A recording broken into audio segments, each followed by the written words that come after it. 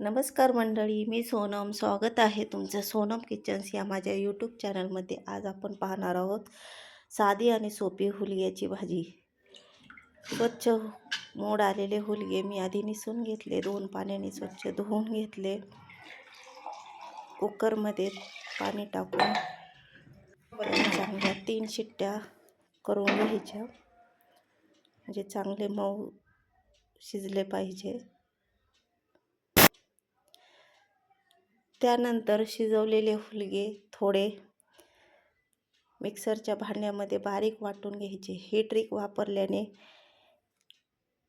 भाजीच्या रस्स्याला खूप छान अशी एक टेस्ट येते.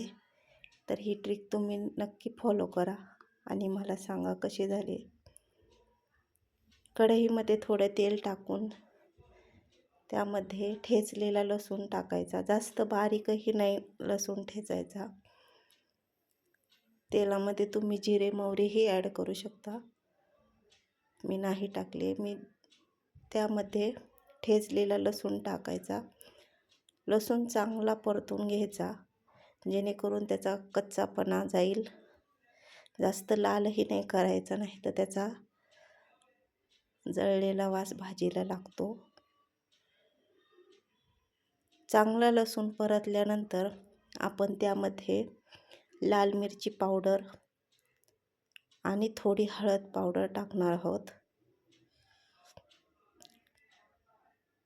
ते सुद्धा तेलामध्ये थोडा वेळ चांगलं परतून घ्यायचं. मिरची चांगली परतल्यानंतर त्यामध्ये आपण जे शिजवलेले हुलगे थोडे वाटले होते ते त्या तेलामध्ये चांगले परतून घ्यायचे. यामुळे भाजीच्या रस्स्याला एक छान प्रकारे टेस्ट येते. तुम्ही हे नक्की ट्राय करून पहा. 1 मिनिट चांगलं परतल्यानंतर त्यामध्ये आपण शिजवलेले हुलगे टाकायचे.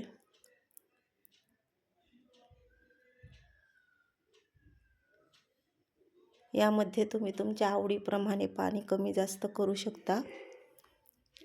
चांगली उकळी आल्यानंतर त्यामध्ये मीठ, थोडासा शेंगदाण्याचा कूट पण तुम्ही तुमच्या आवडीप्रमाणे टाकू शकता. कोणाला घट्ट पातळ कसं लागतं त्यानुसार.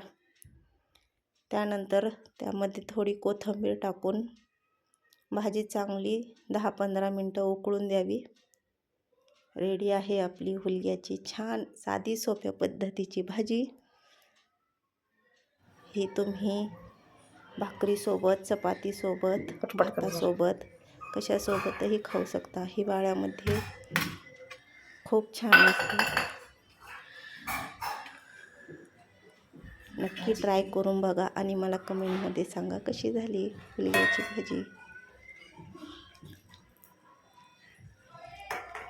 आवडल्यास व्हिडिओ लाईक करा, शेअर करा आणि कमेंट करा. धन्यवाद.